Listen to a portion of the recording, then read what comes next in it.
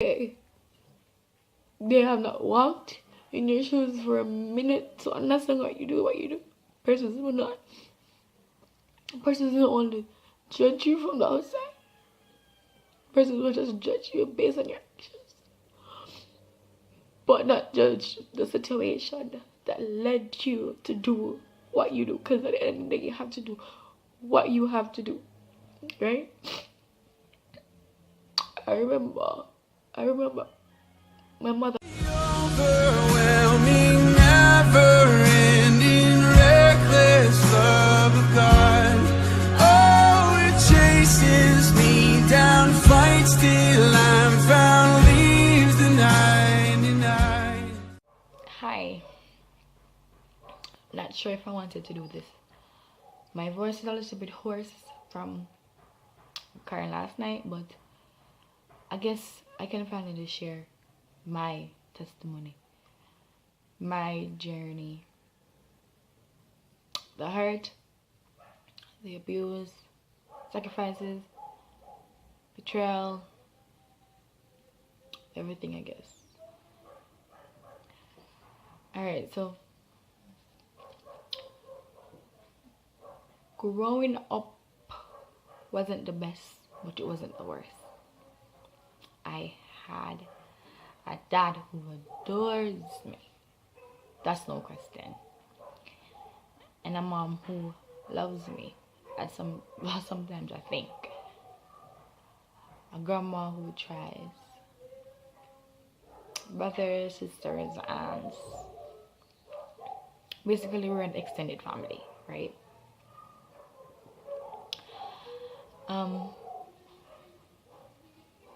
I'm 21 years old, so I would not talk as if I'm older than that. But it hasn't been easy, because what I realize is once you step out of the presence of God, you leave everything. You leave your self-respect, you leave your dignity, you leave your pride, you leave your self-esteem, you leave everything and follow the things of the world. Because when I was in church, certain things that I do now wouldn't even cross my mind. Certain things, certain places that I found myself in wouldn't cross my mind. And that's when I realized that once you leave the presence of the Lord, you leave everything. But most of all, you leave your peace.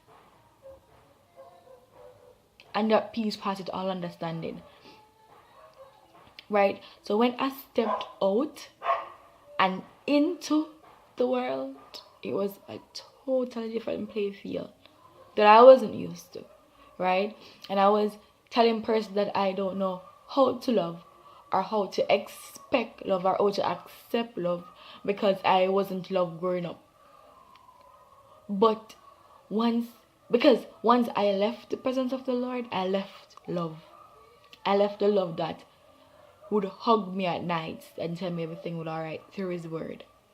I left all of that because I wanted to fulfill what my flesh wanted, right? But when it's all said and done, you're only left in disgrace and shame and regrets that you will have to carry on your shoulders for the rest of your life. Only if you give it to the Lord.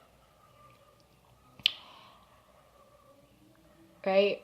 And then you find yourself being in a toxic relationship, thinking it's love, when really and truly it's not. It's just a representation of it, right? It's not it. And whatever that person do, you will still stick around, because guess what? You want to cling to the very drop of you think it's love, basically. So you want to hold on to it, because if you let it go, you don't stress, you're ever gonna experience that again, right? And that's where I messed up. That's where I fall short. That's where I lost my self-respect and my pride and my dignity, because I'm holding on to a love that can fade. I'm holding on to a love that can get up one morning and say, hey, this is it. I'm holding on to a love that withers because I have left the love that was never ending, that was never failing, right? That was reckless. Simple because I wanted to fulfill my flesh, right?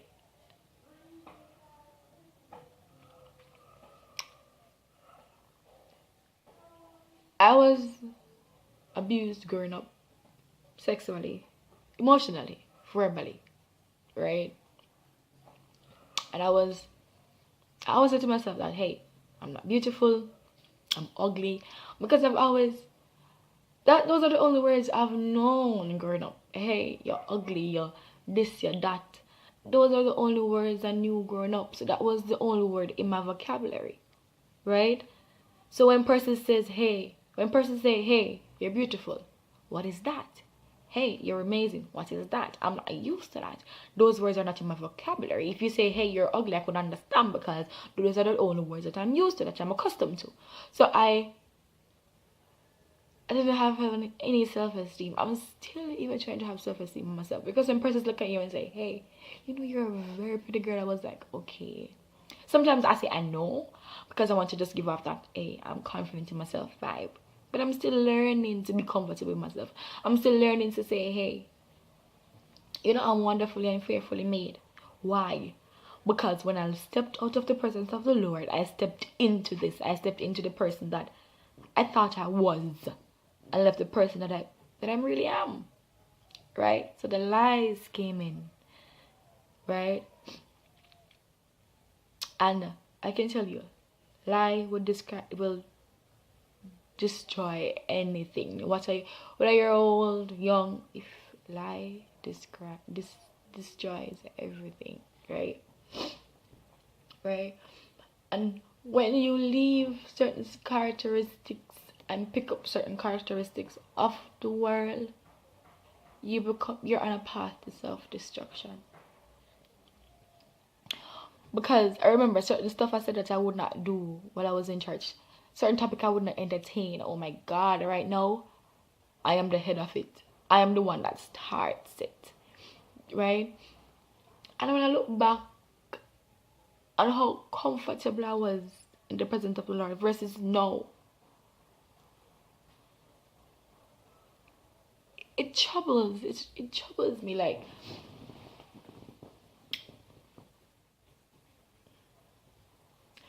I remember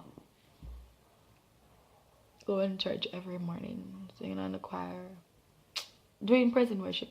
I even preached. And there was no doubt in my mind that this is where I wasn't supposed to be, right?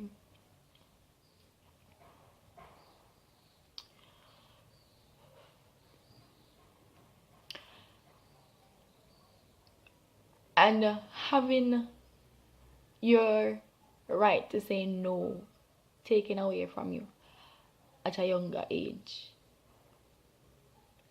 it kind of paved the way for you not being able to say no going forward, right?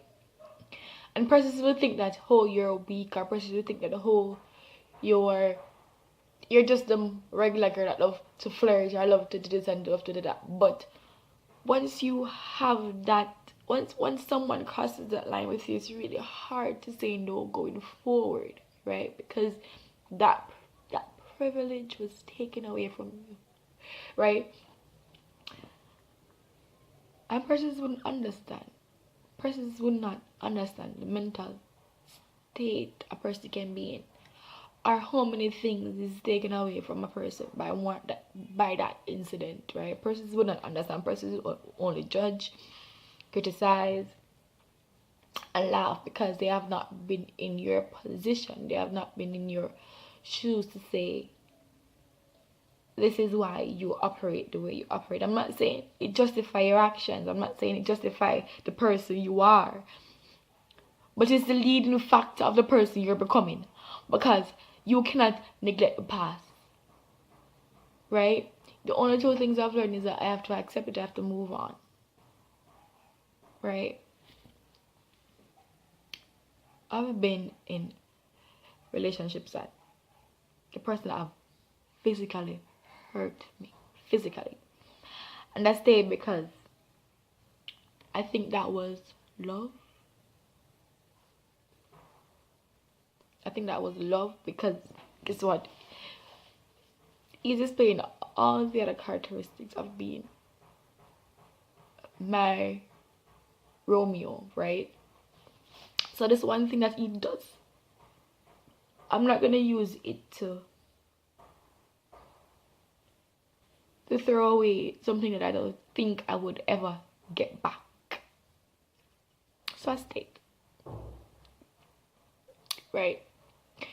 I left my self-respect and I stayed.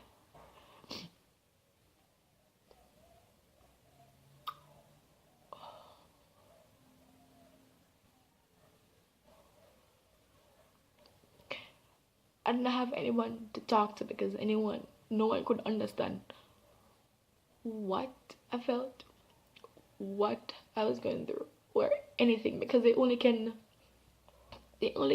comment based on the general, because I have not been in the position to, and persons judge you and persons criticize.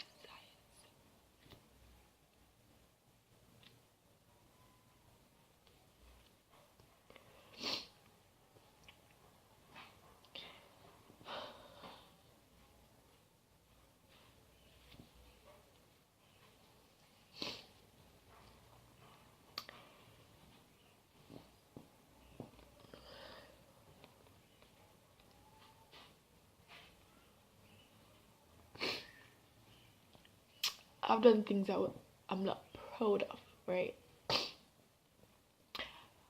I remember I was at my lowest point, right? I was at my lowest point, and I try not to ask family members for things because the answer is always no. Most of the time, the answers are always no. So I try to do things by myself. I've always done things by myself, right? So I remember going on social media platform, right? And tag bitches, and I go and tag guys, just try to like, right? And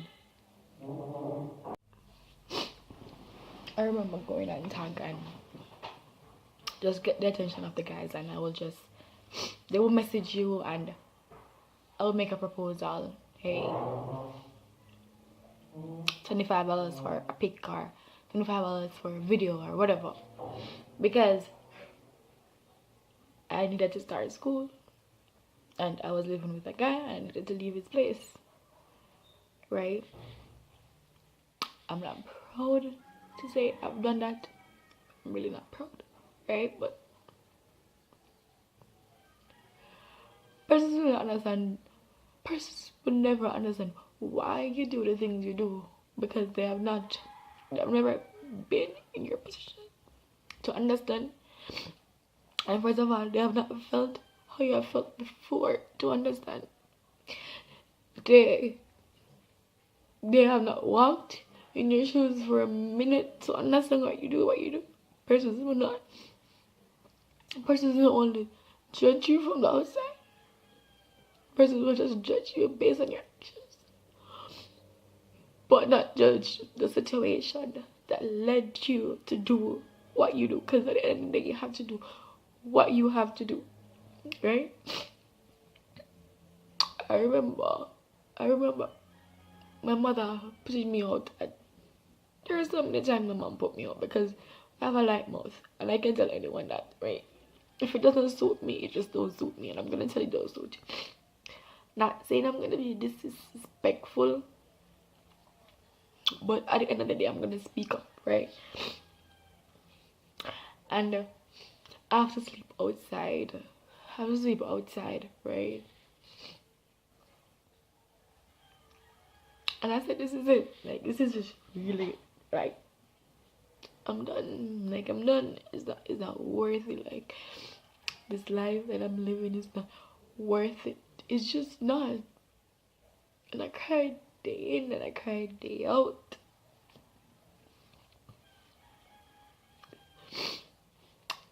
Then the suicidal thoughts start rolling in, day out, day in, day out. And I tried it, it didn't work. I tried hanging myself, it didn't work. I tried jumping off a school building, it didn't work, right? Pastors always prophesy over your life, hey, you have a purpose.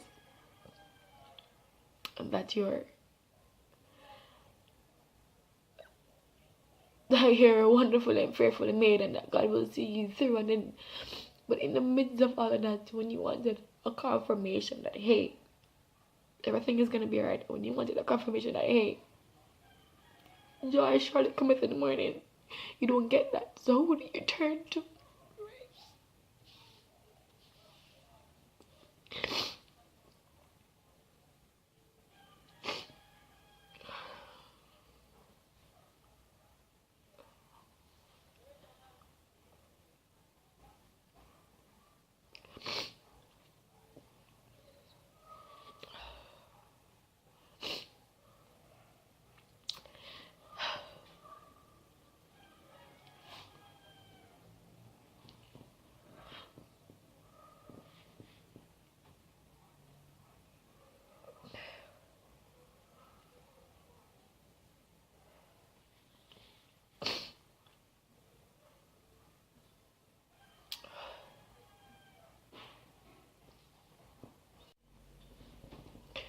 I remembered, like, when it comes to guys and relationship, I could never choose the right one because my mother never chose the right one growing up. The guy that she chose would always in the end leave or be abusive. So when I started to choose guys, I would choose the one that not knowingly know that that's what I'm doing. I would choose the guy that she normally chooses, right? And because that's the guy I'm used to, that's the guy that's always there, right? My dad, he displayed qualities of being a good man, but at the end of the day, he still fit the description of all the guys that my mom dated, right? And it was all the same thing, right? It was all the same things. I can't say I've met anyone that is different from the rest, because no matter how you brand yourself, no matter how you package yourself, at the end of the day, only the wrappings may look good. The inside is basically the same thing, right? They only change the wrappings. And I realized that we feel too much, right? Every second we feel this, we feel like, I feel like I don't want you to do this anymore, I feel like I don't want to say this or wear this, I feel like this, I feel like that, I feel like that. And I think that's what beating us. We feel too much. What are you feeling? Is it the right thing?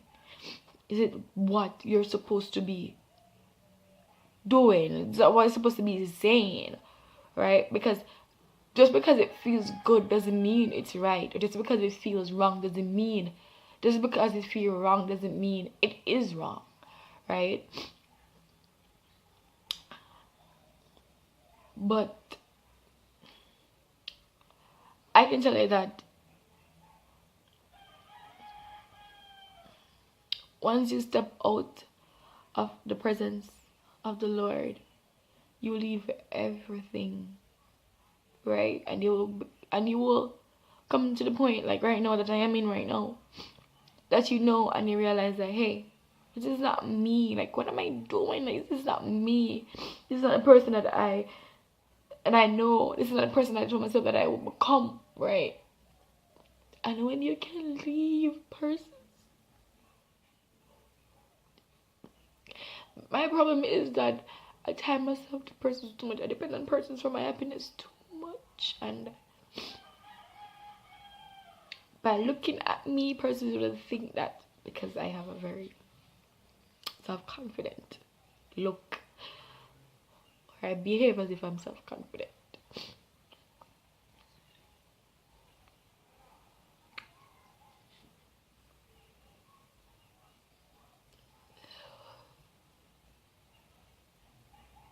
And then things happen, like me making decisions that I don't even want to say on camera.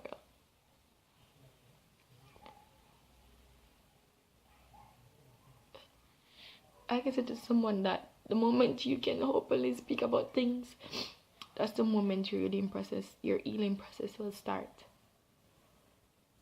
That's the moment. And it's hard.